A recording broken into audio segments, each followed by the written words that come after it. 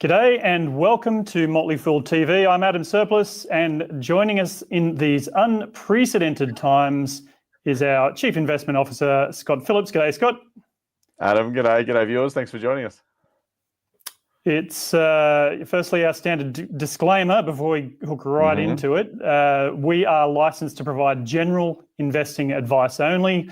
We can't give any personalised advice. Having said that, we will be answering questions from the live chat, so feel free to throw those questions in there at any time.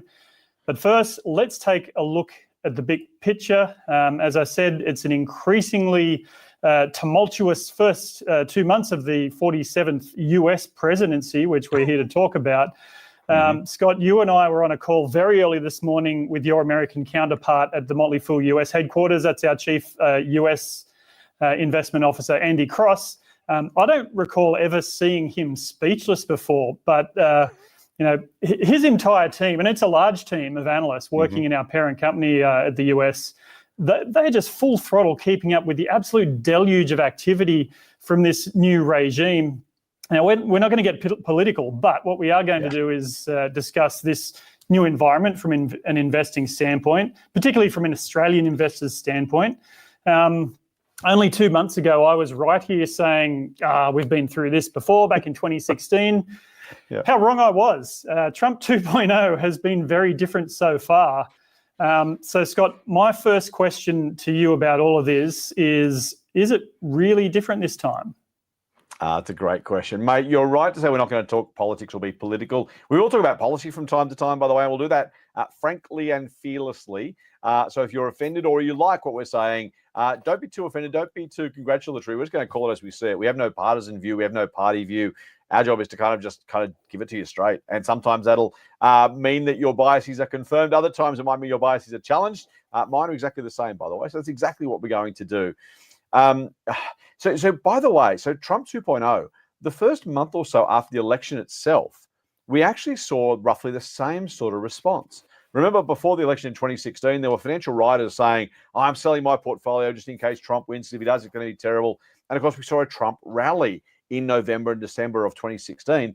We saw the same last year. And so we kind of, to your point, it felt like, here we go again. This is the same again. Trump famously spent a lot of money. US businesses got tax cuts. It was very good for US stocks. So we were kind of following the same playbook. And then he was inaugurated. And unlike the first time around, I don't think this is a controversial comment, Trump and the Trump team weren't as prepared in 2016 as they are this time around. They seem to have a very clear playbook. So is this time different? Yes, but also no.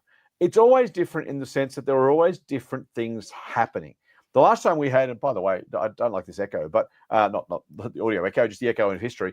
Last time we had tariffs imposed in this sort of way was actually 1930 with the Smoot-Hawley Act, which precipitated and prolonged the Great Depression. Now, I'm not saying history will rhyme, by the way. I'm just saying we haven't had this time it's different thing. We haven't had a president come in and throw up a whole lot of tariffs for literally, what was that, almost 100 years, right? We're 5 years short of that, probably close enough. So that was kind of, we've been here-ish before. But what is the same as always is there is going to be disruption. There is going to be uncertainty. There are going to be unexpected turns of events, even expected turns of events with unexpected outcomes.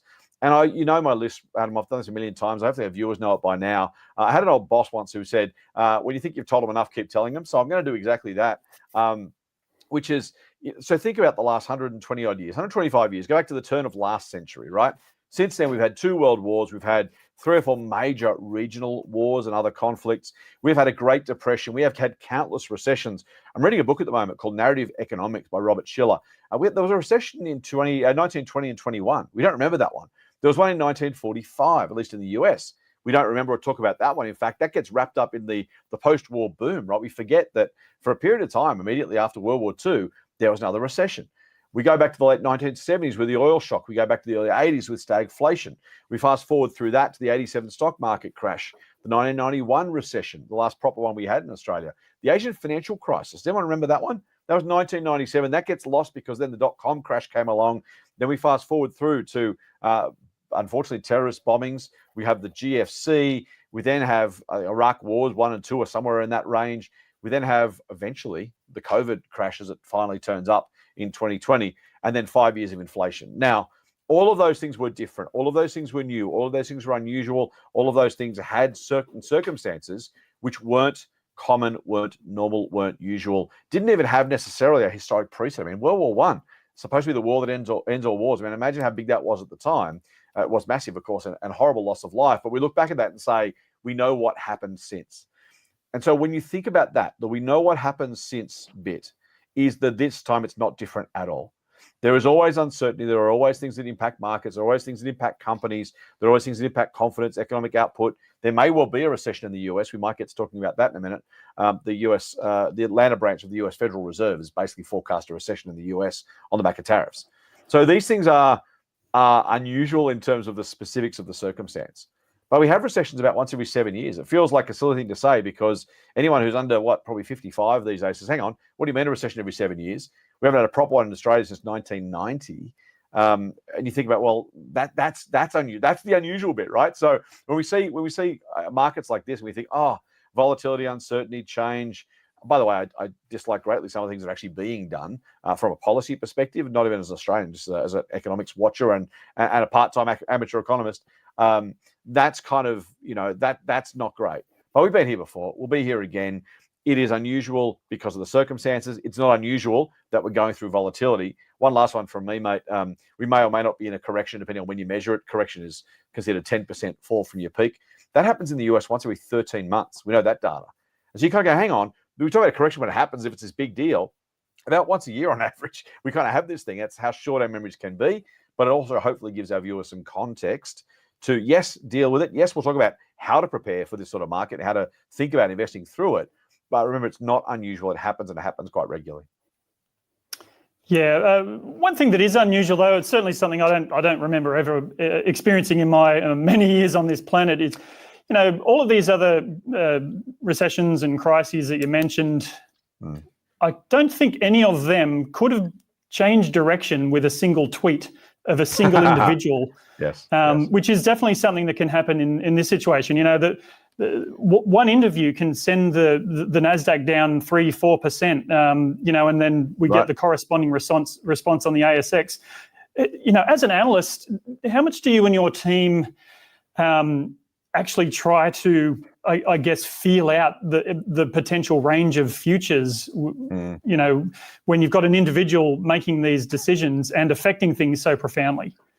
I love that question, man. I thought you were going to say, how do we anticipate that sort of stuff? And of course, we can't anticipate an interview or a tweet which may not arrive, right? But the range of outcomes, and I love that you asked that, because as analysts, what we really do is we think about probabilities of outcomes and we think about the potential returns from those range of outcomes. So in gambling parlance, they call it the expected value. They call it the same in statistics, funnily enough. And it's not miles away. If you ever played poker or blackjack, thinking about the numbers and the stats is important. The expected value is when you look at something that might happen. So, well, there's a 1,000 to 1 chance of this thing happening, but here's the value of that thing happening. In other words, earthquake, right? Not very likely to happen. If it happens, billions and billions and billions of dollars worth of damage. On the other hand, something is very, very likely. The sun coming up tomorrow. You can lock it in, but there's not much of a consequence for it happening. And so that's kind of the range of outcomes. So you're right to ask about that. And there's a couple of ways to think about it. The first is we are long-term investors. David Gardner says that the phrase long-term investor should be a tautology, and I heartily agree. Investing is long-term by definition. Now, I think I might have said it last time we chatted, mate. As an investor, I have a 5+ year time horizon. And that's because, frankly, I expect to be around for 5+ years. But also, if you think about what we're expecting to see from companies and markets over time, is you have to give yourself long enough for your investment thesis to play out. In other words, what do I think is going to happen to, I'll use Woolies as an example, I always do. What's going to happen to Woolies over the next, in the future? Now, even if I know or I have a view on what happens in the next 12 months, I can't gauge the market's response to that. Because you're looking at two things. The first is what's going to happen. That's hard enough to know in the first place. The second thing is, if that thing happens, what's the market going to think about that thing? And in the context of the broader economy, other opportunities, other investments, interest rates, all that stuff, right? So in the short term, and by the way, 12 months is really short term. Don't believe anyone says short term is a day and 12 months is long term. It's not. In the short term, over 12 months plus, you're kind of going, maybe the company does what I think it's going to do in that time. Maybe the market responds the way I think it might. But what are the odds of getting that right? And honestly, the shorter the time frame, the closer it's just 50-50, because you can't know over that time frame. Once you go out far enough, what tends to happen, and Warren Buffett's mentor Ben Graham said this way back in 1930, eventually price follows value. In other words, if I'm right about Woolies and I can roughly guesstimate how big it might be in 5 or 10 years' time, the share price is going to be roughly in line with that at that point if I'm about right. And so the longer you go, the longer your time horizon, the greater the chance your analysis is actually reflected in a share price. And that's really, really important. Now, what's great about it, frankly, and this is not deliberate, but it just happens to be, 5 years is 1 year longer than a presidential term. And so I don't say that because I think Donald Trump's going to be a terrible president or a wonderful president. I say it because it's not going to matter. Because from 5 years from now, someone else is going to be in the Oval Office. Democrat, Republican, who knows? But my point is the policies that are in place now are very, very much less likely to be impactful on the market, industries, companies, share prices in 5 years than they are right now. The longer I go out, the more it's going to come down to the execution of the company itself. Now, that said, we'd be silly to say, well, tariffs are never going to matter, or they're not going to matter over the next 4 years, or they're not going to matter for, right now, aluminium and steel companies. And so you absolutely should be looking at those. It depends on the company. We're not going to say, so often the idea is buy and hold, right? It's like, buy it and who cares what happens. That's not the way we invest. We buy to hold. In other words, you buy with the expectation of holding for that period of time. I don't own any steel makers and I don't own any aluminium companies. If I did, I may have a very different view on those specific companies because there are very real impacts. I can talk about 5 years plus, but if the next 4 years, Alcoa or BHP, BlueScope, these businesses have longer term impacts for their 5 years worth of reduced profit, that matters a lot. So when you talk about the range of expected outcomes, there is the stuff we can know and the stuff we can't know. And of that, there's stuff that's important and stuff that's not important.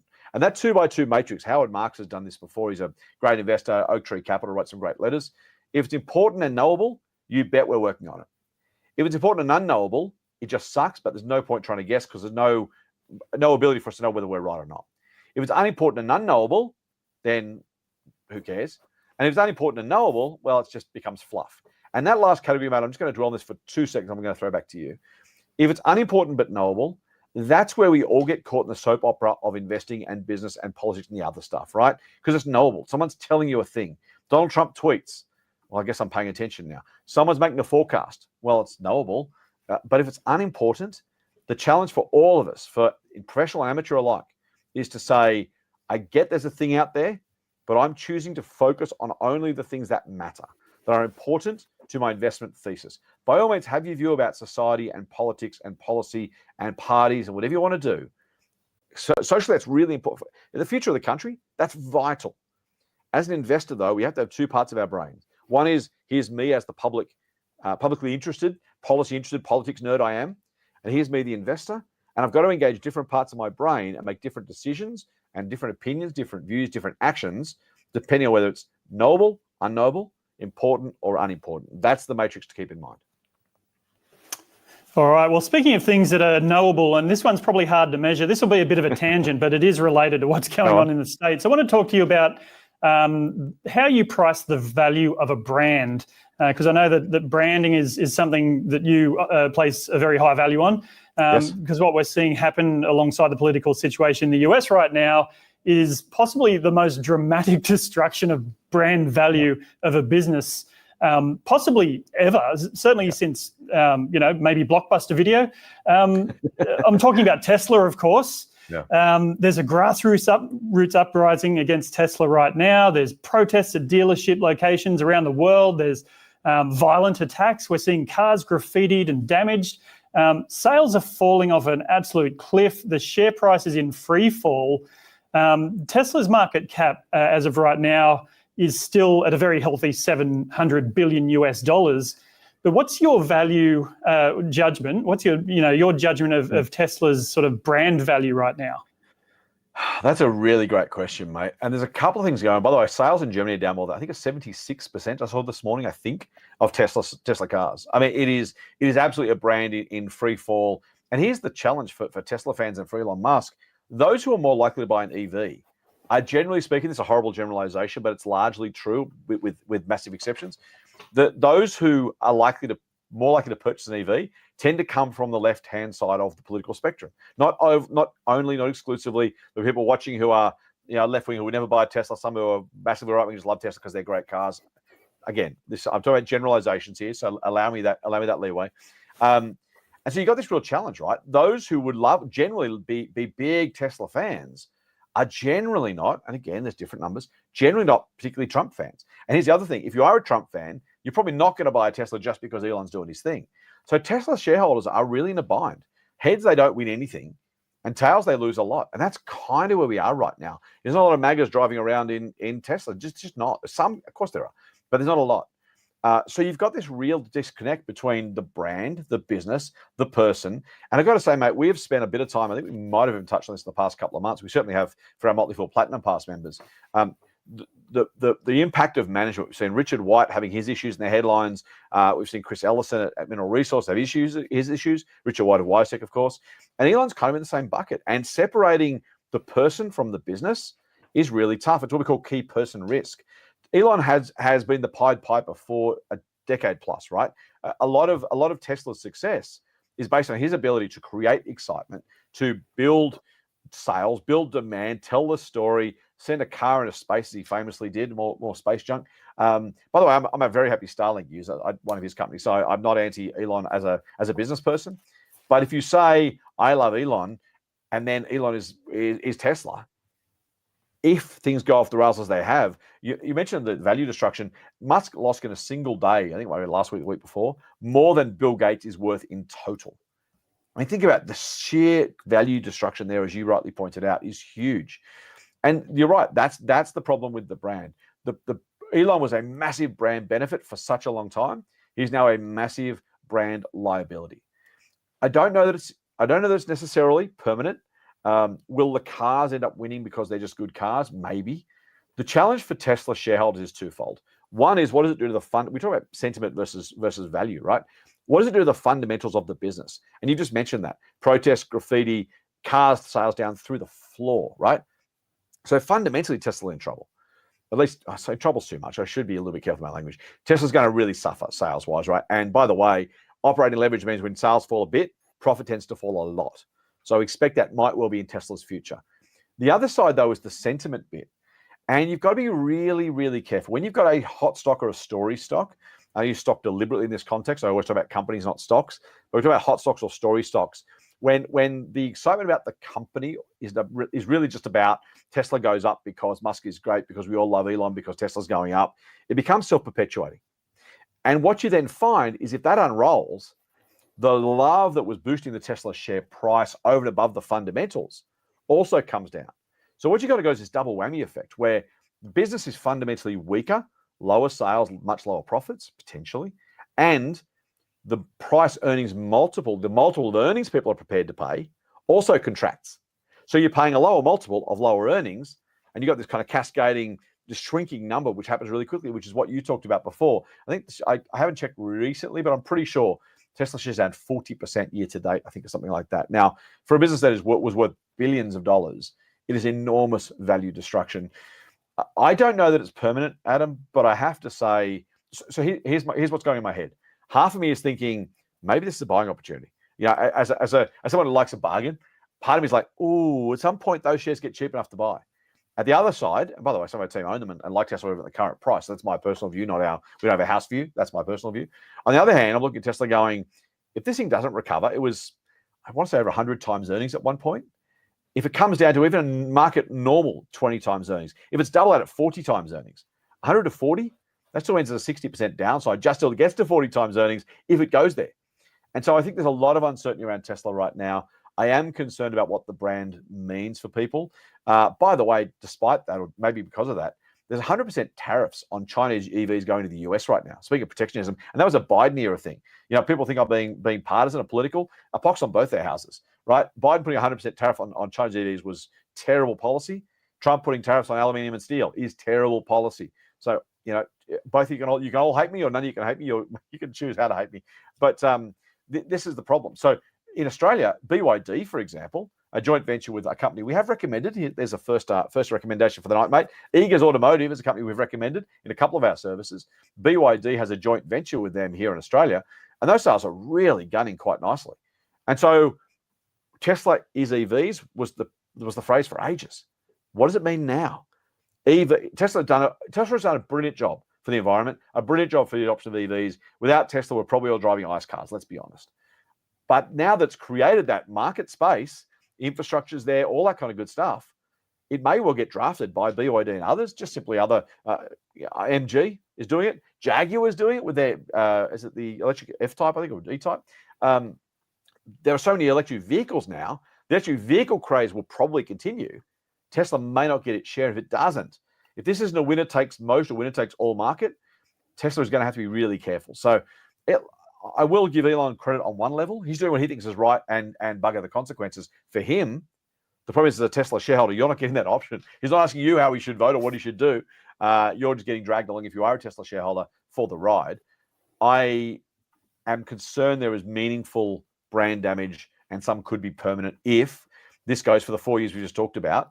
That's a very long time in consumer tastes. And we may well find that if there are competing vehicles that are as good or better, as cheap or cheaper, Tesla may find itself being yesterday's brand, and that's not great news for Tesla shareholders. Yeah, and you touched on it, but Brian made a good point. He wonders if the market will get immune to the tweet effects. Will we end up getting Elon fatigue and Trump fatigue, and will this just be the new normal, and we'll all just move on with our lives? I think it could. The challenge is how much sentiment was already in the Elon bit, right? So even if Elon becomes a net neutral contributor, he's been a huge positive for a while. And so maybe he's now net negative. I think you're probably right. At some point, we kind of go, oh, Elon's Elon. It's not in the headlines anymore. It's not new news, so it doesn't get reported. I wouldn't be at all surprised if we just sort of, whatever. Okay, Elon's being Elon again. And it doesn't weigh on the price. The challenge for Tesla is how much of the car's demand and value and how much of the share price value is wrapped up in what was previously a very positive view of Elon among his fans. And if that's kind of fractured, we may not get back to those levels. That's what investors need to kind of have a think about. Yep, a lot hanging on it. Okay, so let's get down to why we're all here. The big question was, how do we invest through all of this? So, Scott, what kind of companies, and feel free to answer by way of an example. You teased our members in an email this afternoon, so feel free to name names. Right. But what sort of companies do you think are going to be best positioned to weather, like we said, the range of possible outcomes, the possible 4 years of tweets of diminishing urgency and, scariness? What sort of businesses are you sort of either happy that you own or looking out for as a result of all this? Yeah, Warren Buffett says he praises by name but criticizes by category. I'm going to do the reverse of that. I'm going to praise by category and then criticize by specific as we talk about this. So I'm going to do the general answer first, and I'm going to walk it back and then sort of start to break that down, and then make sure I give an example if I don't get back to it, if I get lost in my train of thought. The starting point is, I've already alluded to the 5-year thing, right? I have, I use this by the way, here's the thing, right? I use this approach no matter what. This isn't a Trump approach, this is a general investing approach. Because my view is I want a 5-year plus time horizon for my investments to play out.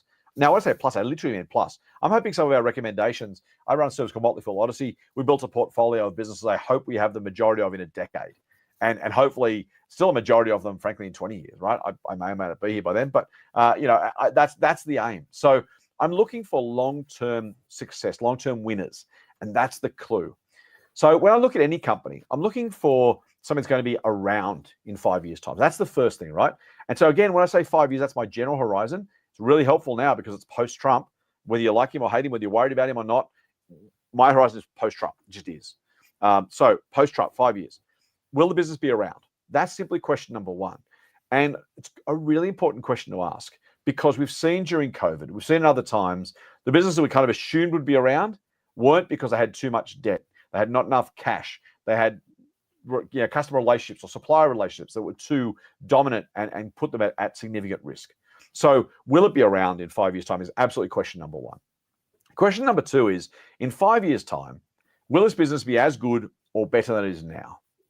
And again, think about it. So we've had some retailers. I will mention a retailer in a minute. That's what we want to use. But I'll take JB Hi-Fi. It's not any, well, I like JB Hi-Fi. It's a buy for me. There you go. There's one. JBH is the code.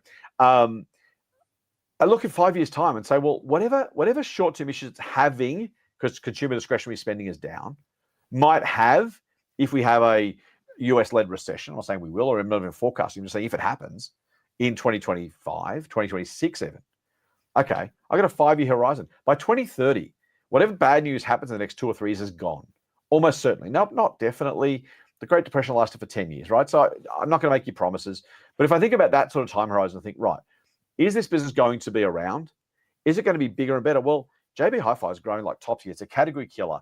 It owns the market effectively with Harvey Norman and a couple of others. I own Harvey Norman shares.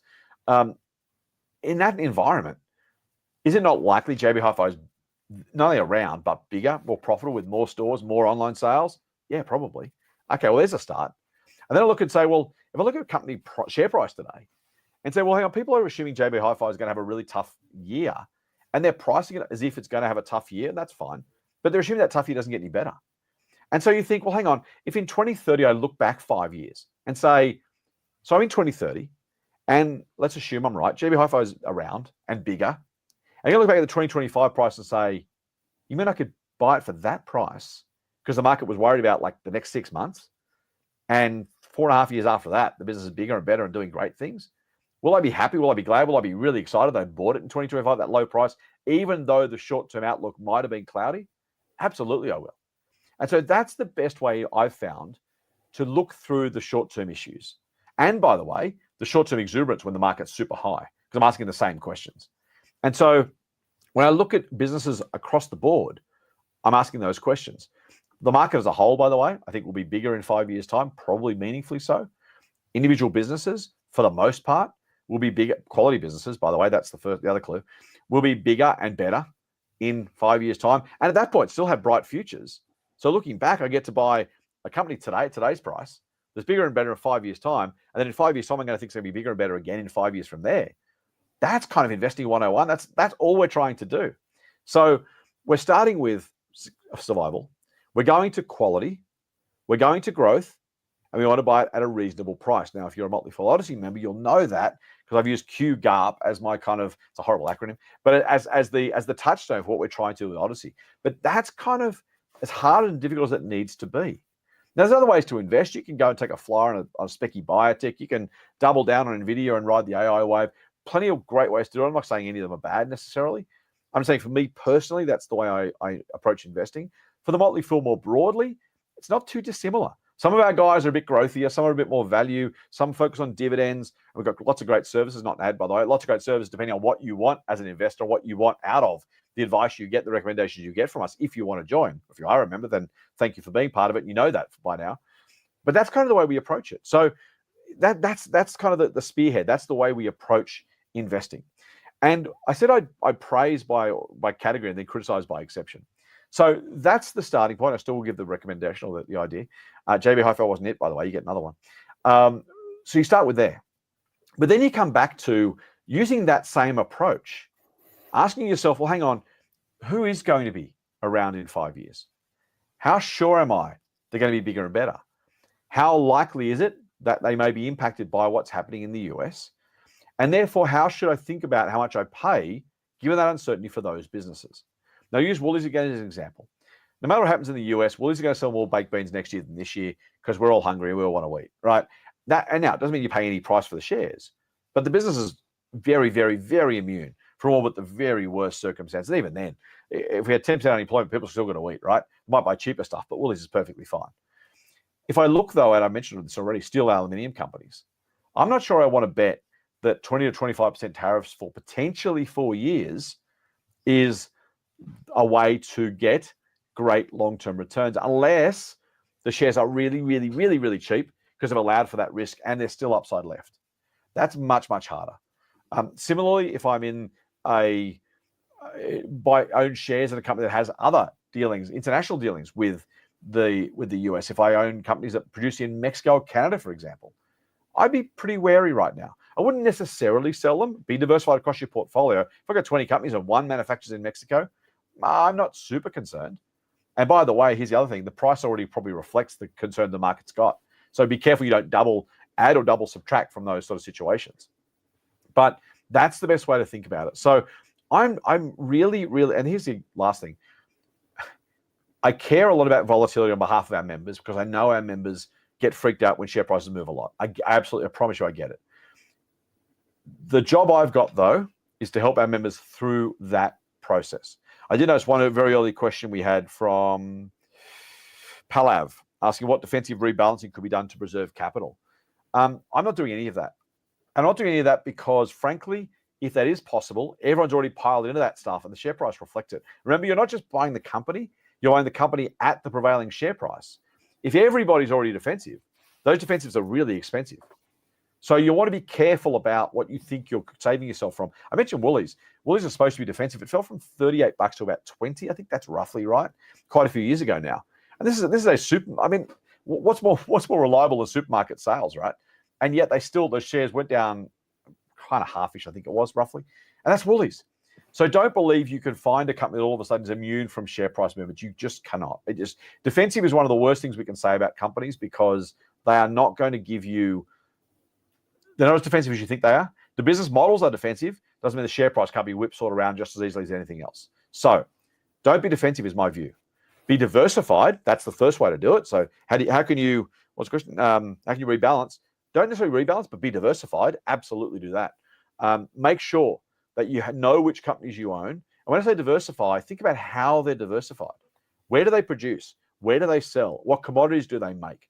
What currencies are they earning? What industries are they in?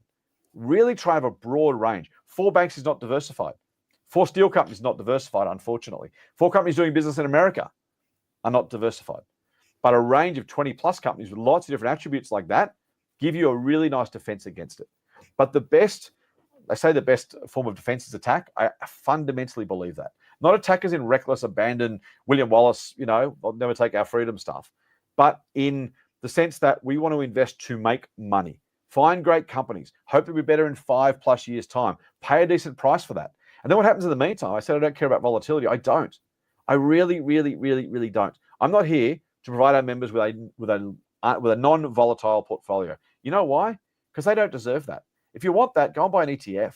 And by the way, don't get an average managed fund because they'll give you an ETF-like return, less fees, and you're like underperforming the market. 85% odd, depending on the year, of managed funds underperform the market. Why? Because they roughly match the market and charge you a fortune in fees. If you want that, please buy an ETF or just, even then, it's going to be volatile, right?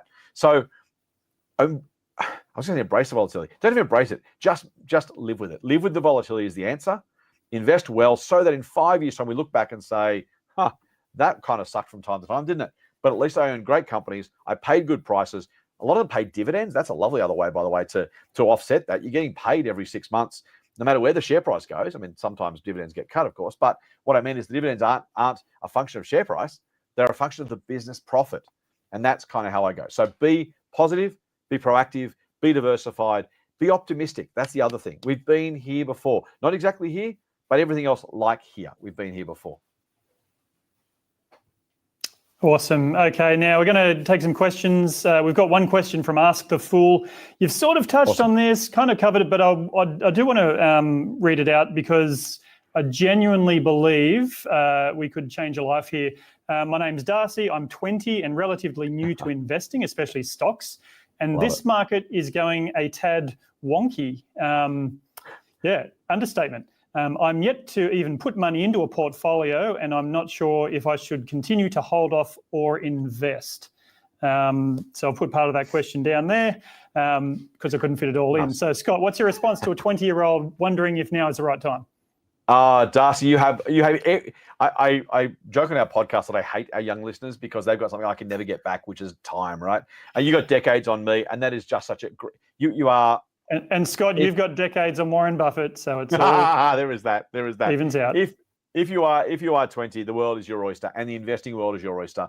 So I love, Darcy, that you're investing. Just fantastic. Like, good on you. Stoked. Really, and hopefully to Adam, to your point, we can help. Here's the one thing I want you to think about, Darcy. You can't escape volatility. I've already talked about that. So you're going to have to make your peace with it. You're going to have to learn to embrace it. The answer, by the way, to volatility is dollar cost averaging. It means adding regularly. If the share prices are down, you get to buy more shares for the same buck you're going to invest. If they're up, you've made money. And it's slightly psychological. Maths are the same either way, but it's a really nice way to think about it, right? So if I'm going to invest $100 a week, to pick a number, Some weeks, some months, I'm getting a lot of shares for $100. Other weeks, I'm getting less shares for $100. What does it mean? Well, it means if they're expensive, I'm buying fewer of them. When they're cheaper, I'm buying more of them. And that, I think about that weighting, that the average of that is in your favor. So dollar cost averaging is the answer to volatility. Please, I can't give you personal advice, Darcy, but please, anyone in Darcy's position, please invest. Please invest regularly. Please be diversified. Please build a portfolio over time. Please be a lifetime investor. You have got 47 years until you retire, and then, mate, you're 20. You're probably going to live to 100. So you've got, 47 years to retire, another 33 years after that. You've got a lifetime, and the compound. I'll do it for fun, Adam. If you get 9% a year, which is the market's long-term average, you double your money every 8 years, right? So let's just start with $1,000 for fun, right? At 28, you got $2,000. 36, you got 4. 44, you've got $8,000.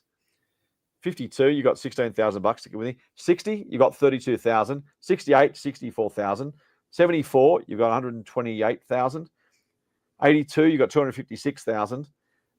90, you got 512,000.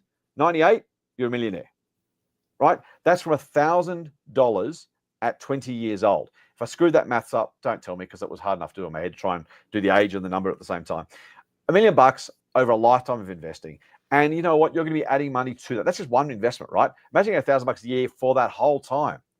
This is the power of compounding is in your hands, Darcy. I want to be you. I want my life back. I want to be 20 again and do what I'm telling you to do now, because I can't get it back, but I'll do my level best. And to Adam's point, Buffett's 94, right? He's got plenty of compounding behind him, and hopefully some still ahead. So that's the beauty of it. Here's the other thing I want you to know, Darcy. During COVID, I'm no genius. I'm no forecaster. I didn't prognosticate, or I didn't have a crystal ball. There are some really well-known fund managers and financial experts who sold everything in March and April of 2020 and said, we won't put money back into the market until the pandemic is over. Now, we then had the fastest recovery in history. So the fastest bear market, which is market price falling 20%, and the fastest recovery ever. And then the market went up and up and up and up. And the pandemic took 2 or 3 years to actually be declared over. So, by the way, those people didn't stick it out. They finally went, oh, okay, I'll get back in. But the idea of saying, I'll wait until the bad news is gone is almost always, terrible advice, terrible idea. And I'm not criticizing you, mate. I'm just saying it's understandable, right? I'll wait till the coast is clear. It's absolutely the human instinct. What I'm telling you is over time, the share market went up during Second World War. The share market went up as COVID got worse, as lockdowns got worse, as more people got infected and tragically were sick and died. The market went up. And so don't wait for the coast to be clear. Invest anyway. I've talked about the sort of companies already that we should be investing in. I didn't give a recommendation. I'm going to mention Super Retail Group. SUL is the code. By the way, anything I talk about today, don't buy one stock. I don't know what happens to Super Retail. I think it's going to be good. I hope it's going to be good. I don't know. Don't buy one, buy 20. Please, please, please buy 20. But that's the example I'll give you. Why? Great brands, category killers, defensive earning streams in the sense that they're selling sporting gear, camping gear, and stuff for your car, right? Just not even defensive, just everyday ongoing demand, right? Ongoing regular demand. So a great business, great brands, well run. Got a couple of boardroom dramas right now, but they'll pass. And by the way, really cheap price. So there you go, Super Retail. But Darcy, yeah, please don't wait. Please don't get scared out of the market. Please don't not invest. And again, if share market keeps falling, you're getting more for your money. I mean, imagine being able to put away, pick your topic, jeans, eggs, steak, whatever you like, right? Imagine it gets cheaper and cheaper and cheaper. You go, well, I'll buy more then. I'll buy more then. I'll buy more then. And yes, you got a freezer full of steak, but as the price goes back up, you say, $10 steaks, they're $40 in the shops. I'm pretty happy about that. I'm glad I bought some more steak when it was cheap. And when they're $40, I'll buy less. That's the example. We kind of lose our minds when it comes to shares, and I get it because it's weird and feels disconnected to reality. It's not a physical product, and we don't get to touch it. We don't do it regularly. So lots of good reasons why. But we've got to treat shares as we would treat dresses, laptops, steak. Pick your jeans, pick your topic. When they're cheaper, you want to buy more. You want to go in and grab it. That's what dollar cost averaging does for you. So please invest regularly. Again, I can't give you personally advice, Darcy. I need to be clear about that. But people like Darcy, if you're in that situation, please invest regularly. Please be a lifetime investor. I promise you, future you will thank you for it. All right, under the questions, another great company. It hasn't had the best run though. Question from Hassan. What's your take on Treasury Wine?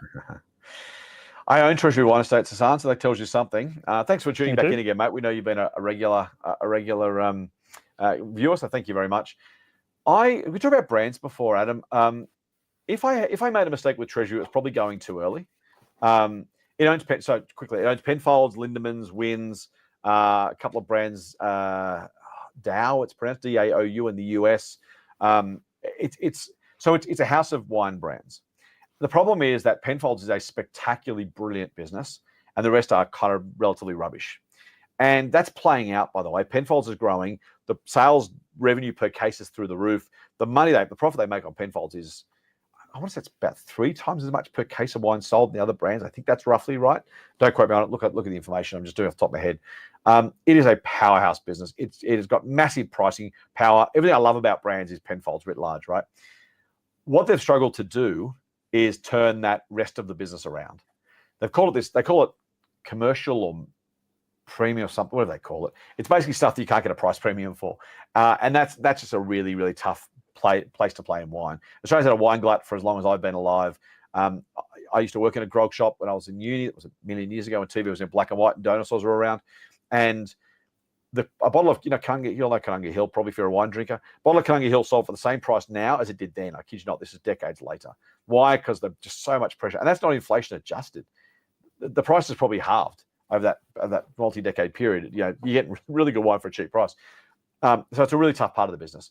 The Chinese market is very attractive. The US market is very attractive. The Penfolds business is very attractive. I think the future is really bright for Penfolds. It's also a cash cow business. You're going to have demand forever for this company, for this brand.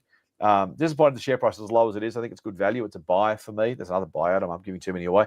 But yeah, I like it. I own it because I like it. So am I talking my book? Maybe, I guess, but I'm not saying go and buy it. I'm just saying it's still a buy recommendation for us because I think the value of the brand, particularly once China gets up and running properly, when that demand really starts to churn, I think we'll see much better times ahead for Penfolds and for Treasury. All right. Interesting question from Sharon. Federal Minister announced 9% increase on electricity coming. What's new? Electricity prices are going up. How do you think this is going to affect energy stocks? Oh man, that's a great question. I mean, energy is such a big topic, right? Because it's everything from lithium to gas and oil through to coal, through to the energy generators and retailers. It kind of depends on what you mean by energy. The price increase is not going to impact the energy companies. It's a little bit like health insurers. The price increases reflect higher costs, and all things being equal mean margins don't change much. In other words, the kind of costs go up, so the price goes up, and the margins stay roughly the same. Not always and not perfectly, but kind of roughly. So I wouldn't be using a price increase as a justification to buy or not buy companies that are in the energy space. Man, it's so hard to break down energy. I don't like energy retailers at all. Why? They're a dime a dozen. They're a white label. They're selling the same energy. Who cares where I buy it from? Maybe one does slightly better marketing, has slightly lower costs, has slightly better systems, but it's a really tough business to be meaningfully different in, to have a comparative advantage. So in that case, you're like, I love, by the way, pricing power. It's one of the things we look for at the Motley Fool. How do you get pricing power? When you've got something people want more of that no one else can provide. You've got a network effect. You've got a low cost provision. You've got a great brand. We've talked about that. And you kind of think, well, energy retailers, what do they got? What do they bring to the table? Maybe a brand that we kind of know, but is one brand that different to the other? Probably not really. So I don't see a lot of value there. For the energy generators, that's a horrible business, capital intensive business. Some years you make a fortune, some years you won't. Depends on the energy price and the inputs and all that kind of stuff. It's a crapshoot. You can have a go. I don't like it much. Energy production, raw materials. Really, really difficult place to play. Coal's had a moment in the sun over the past couple of weeks. Victoria's announced they're going to extend the life of one of the coal-fired generators down there by 4 years because of shortages. But again, the company's getting paid to maintain margins to kind of keep the things open because they're just hard to run and expensive. So I don't think I'd use the electricity price as any direct signal for a great investment or given a good investment. You're stuck more trying to guess the future of commodities. So I don't have a lot in the energy space. There's no pricing power. Any surplus profit you make is competed away next year by someone else who undercuts you. It's really tough. So I get it's a great question, by the way. And I love the thought process of, hey, energy's going up, pricing up, does that mean we can do something? It's generally just the minister or the pricing tribunal allowing for higher costs to be passed on higher prices, and so margins won't change much. Yeah, no, it is a great thought process. I mean, that's how you find great companies. You watch the news, you look at companies that you know, and you look for opportunities like that. So thanks for that answer, Scott. Just a quick one from Ed asking about AI Phase 2 picks. We're not going to talk about any tonight. I did mention that we were on a call early on with one of our US colleagues. So watch this space. Our investing team in the US is a very large team, and they are watching because, let's face it, most of the AI based companies at the moment, at least, are probably going to be US-based companies. So we'll be looking to get the best of that research available to our Australian investors as soon as we can. Watch this space. Next question from Gavin. Scott, what do you think about the fall in Macquarie Group's share price? That's a good question too. I think Macquarie is a really, really high quality business. But Macquarie is a really difficult business to value. And the reason is because they're still an investment bank for all intents and purposes. I mean, the phrase has kind of left the lexicon. Once upon a time, they were an investment bank, and they were kind of Babcock and Brown was the other one. They went broke, and Macquarie survived. And investment banking was seen as a really great way to make money. It still is. And what's great about Macquarie is the people that are there are about as closely incentivized, closely aligned to shareholders as any broad workforce that I can think of. Management at Woolworths care about the Woolworths share price and Woolworths returns. The average person at the checkout or filling the shelves or driving the trucks is not super aligned, right? It's not like, hey, if I drive this truck better, I'll make more money, and so the shelves will make more money.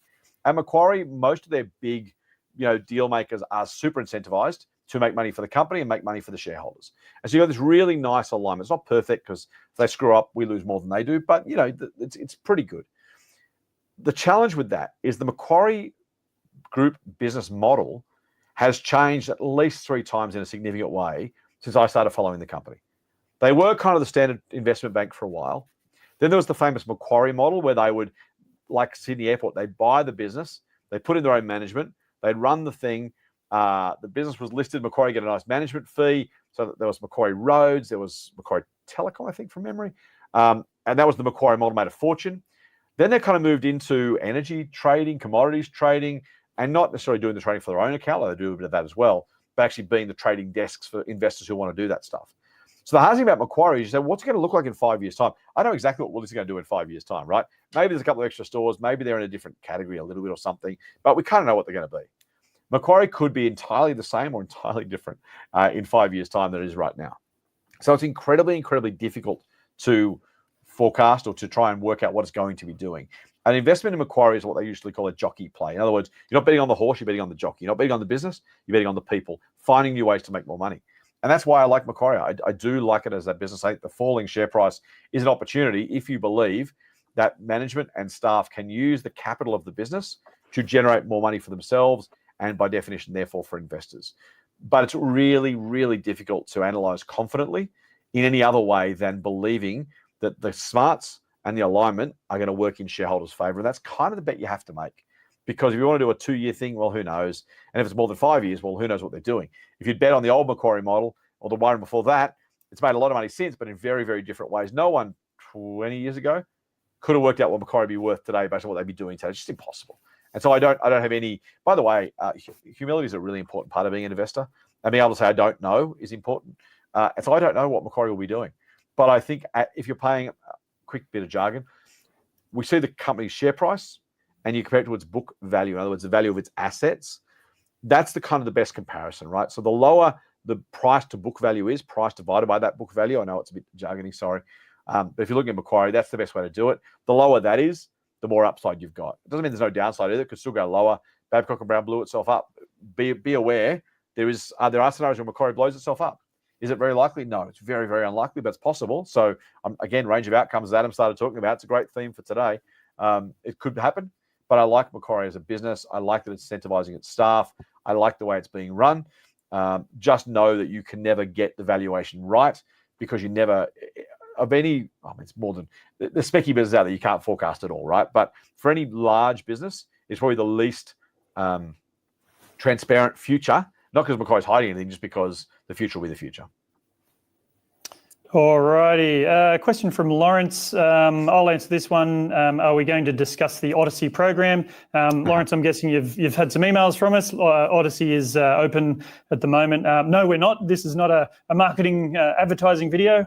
But yeah, look, if you've got any questions, just reach out to our member services people or reply one of those emails.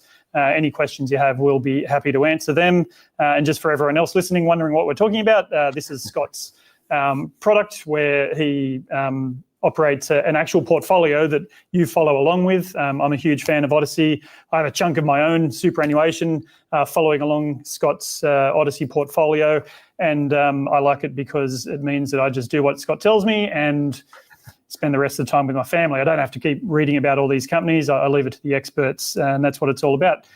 Anyway, moving on. That's enough of that. That's not here to sell things. Brian, who is enjoying a Penfolds at the moment, Good man. Brian asks, is gold as a small percentage defensive? Very risk averse, have ETFs. So yeah, what are your thoughts on keeping a little bit of gold in your portfolio, Scott? So here's the problem, Brian. I love that question. And there's two things about being defensive, right? It's what you buy, but it's when you buy it. And at the same, I'll make the same point, when and how much you pay for it. And so we say, is gold defensive? It's gone up a squillion percent, not really, 40% or so. It's now over $3,000 an ounce or there or thereabouts. I don't follow it closely, but it's roughly at that price. In other words, the market's already bid that up on that basis. So what you're thinking is 100% right as an idea. I wouldn't do it, but I'll get back to that in a minute. But as you're thinking that, everyone else has thought the same thing, and so the price is already up. And so by the time everyone's worried about something, the price is high. By the way, the same happens in reverse on growth assets. By the time everyone's excited about something, you wait till the coast is clear, and at that point, you're paying really sky-high prices because everyone's on the trade. The Bitcoin story has been that, right? I'm not going to opine on Bitcoin more broadly other than to say the peaks and troughs absolutely align with everybody getting in, and because it's going up, so everyone gets in, so it goes up, so everyone gets in, and it starts to fall, and everyone sells because it's falling, and then everyone sells and gets lower, and all of a sudden it goes lower, and by the time you say, well, you know, the time to buy defensive assets is in a contrarian time frame. In other words, you want to buy gold when it's low, when no one wants to touch it. Because if you want that protection as share prices maybe fall or stagnate and gold rises, you had to have owned it at that lower price before it was a problem. And so that's the challenge with investing broadly, right? Is you're looking forward and trying to say, where do I think it'll get to? And if I get ahead of that and pay a good price for that, I get the benefit of the rise to that point. Amazon, I own shares. It's a great example, right? If at $2 you bought Amazon, you're a squillionaire now. David Gardner, by the way, Motley Fool co-founder, he reckons he's got one of the lowest cost base on Amazon in the world. I'm pretty sure he's right. He was a very early fan of Amazon. Saw the picture beautifully. I own some shares, but I bought it much later than David did. Waiting at $2, people saying, "Oh, Amazon's going to get killed by Walmart. It's going to get killed by corner stores, and Barnes and Noble will be fine. And Amazon will never be a thing." Now you fast forward to here and say, well, that's already priced in, right? We already know. Now, I still think it's got upside left, so I'm not saying it's past investable. What I am saying is, during that period of time, saying I should buy Amazon now because maybe it'll be the biggest retailer in the world at some point, you might be right. I think you'll be right, by the way. I think the price will get higher as it does, but by the time everyone knows that, the upside is simply more limited. Excuse me, I'm sniffling. The Amazon story is not the same as gold because gold doesn't produce anything. It can't grow by definition. But the same kind of logic applies. If you've got gold, you say, well, at this price, right now I'm worried. Saying, well, everyone's already been worried. The price has gone from $2,000 to $3,000, whatever it's gone up over the last little while, because people have understood that. Now, it still could go higher. I'm not saying don't buy it. I wouldn't. I'll tell you why. I'm not saying don't buy it. I'm just saying the time to buy it for the defensive characteristics was then. Here's the problem with buying it now. Is if the market does settle down, we talked about the yawn, the Trump fatigue, the Elon fatigue. If and when that happens, the market starts going up, everyone goes, oh, thank goodness. Your $3,000 gold price may fall to something lower. Again, not a prediction. I don't know what will happen.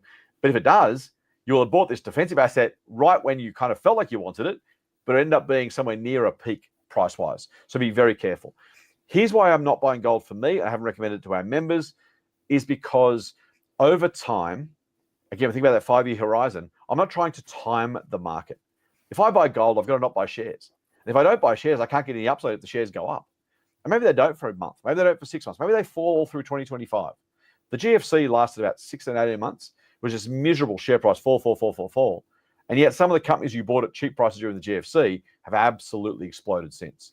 So if I'm buying gold during the GFC because I'm worried about volatility, and I don't buy those low share prices, when volatility goes away, gold falls, I'm like, oh, but I've lost money.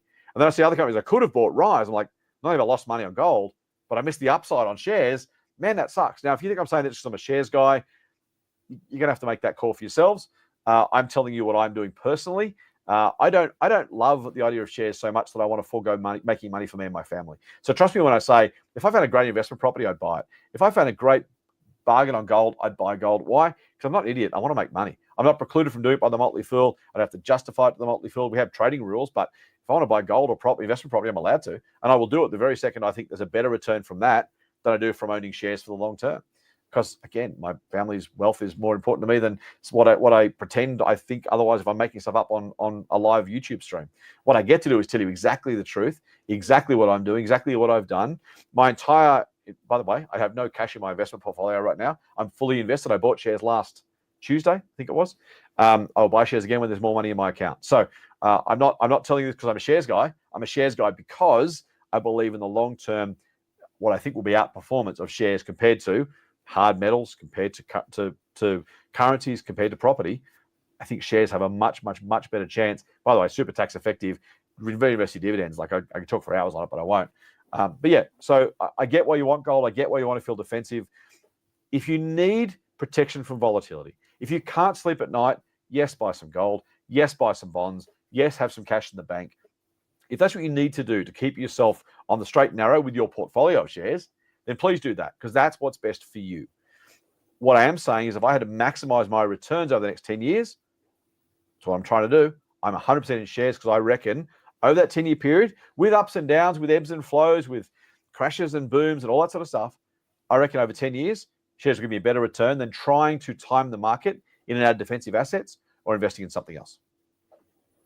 Yeah, absolutely. Don't underestimate the value of being able to sleep at night.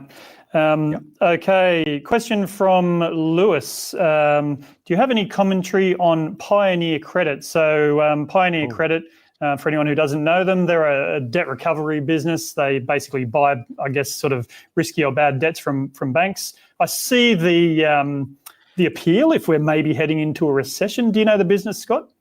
I do know the business a little bit, actually, yeah. I haven't followed it super closely. I don't have a strong view on it. A couple of things. We used to recommend a company called Collection House, which is a peer company. I have owned in the past Credit Corp, which is also in that space. So I'm pretty familiar with debt collection more broadly. The purchase debt ledger business, I do know it a little bit. I like the guys at Pioneer Credit. I like the incentives. I like the team structure. I like the way they're running their business. So I have no view on the stock at the moment, but I think they are very, very good business people trying to do the right thing, doing it the right way. The challenge you've got is you're buying debt, and I won't go into a whole lot of detail. Basically, if you're a telco and you're like, I've tried to get money out of Scott for 6 months, he's not paying me. Fine, he owes me $100, and Pioneer Credit comes and say, look, I'll tell you what, I'll buy that from you for $1. And because you tried for 6 months, he's a deadbeat, he's not going to pay back, but I'll buy it to you for something because I'll see if I can get some money out of it. They do it across an entire ledger, in other words, an entire group of debt. So there's 10,000 people like me. And they buy all that. And they buy it for maybe I'm making up numbers, but $2 or $5 out of 100. So there's $1 million worth of debt. They buy it 50 grand. They spend money trying to collect it, and their bet is simply they don't reckon they'll collect $1 million. But they'll buy it for 50, spend 20 doing it, and hope to collect 100. In other words, they just make a little bit of money. That's what they're in the business of doing. That debt collection. That's what they're trying to do. Super regulated, by the way. It's not the loan shark stuff that people are used to. Really tight regulation, but they run a really tight ship at Pioneer. The problem what I just described though is if you bought some debt, and you bought it 12 months, 24 months, 3 years ago, when the economy was frankly doing a little bit better and people had more money and we weren't so much mortgage stress and people weren't defaulting, and now you've got to try and collect it, the chance of you collecting in a tough economic environment is simply lower. It just is because there's more people out there who can't pay. And so what you've got to be a little bit careful of is trying to time the markets for both the purchases, so more debt to buy because more people are defaulting with their telco, with their credit card company, with their gas company, but also harder to collect. And these businesses make their margin on that difference. And it ebbs and flows for exactly the reasons you'd expect. They're buying some debt that might be a year old, and they might spend 3 years trying to collect it. Over the next 3 years, what's the economy going to look like? I don't know. Do they pay a good price? Well, that depends on how much they can collect eventually. Paying $5 if you can collect 10 is great. Paying $5 if you collect 4 is terrible. Paying $5 if you collect 5 is still terrible because you spent a lot of money trying to do it. So I don't know Pioneer specifically. As I said, I do like the business. I have spoken to, we at the Motley Fool spoken to their team. I like what they're doing. I think I may have even spoken to them, on an episode of The Good Oil. I do a podcast called The Good Oil. It's not an ad, but I think I've spoken to them. So I really like what they do. I see the share price down 10% today, or 9% today. Down. It's been a tough little while. Down 5% over the past year. They've been on a bit of a fall. They're down from 57 cents to 40 cents over the past couple of months. I wouldn't want anyone to do anything about Pioneer on what I've said tonight. Good management is good. Maybe the business sucks. Maybe the purchase debt ledgers aren't being collected. Maybe they've got some issues. So I'm not going to give you a view. Do your own research. But what I do like about them is their incentive structure is absolutely spot on. They're all pulling together in the same direction. And a good incentive, Charlie Munger, the late Charlie Munger, always said, never be thinking about incentives. Sorry, never think about something else. We should think about incentives. And so that's at least a good start. Awesome. Okay, we're going to have to leave it there. We're on our time. Thanks very much, Scott. Sorry we couldn't get to every question. We've obviously a lot of people are really interested in what's going on at the moment. If you want to get in next time, get in early with your questions. Use Ask the Fool so you can get in ahead of time for our next one. Look, if we keep not getting through all the questions, we'll just run these more frequently. So that's what our plan is. But for now, thanks for joining us, and we'll see you next time. Full on.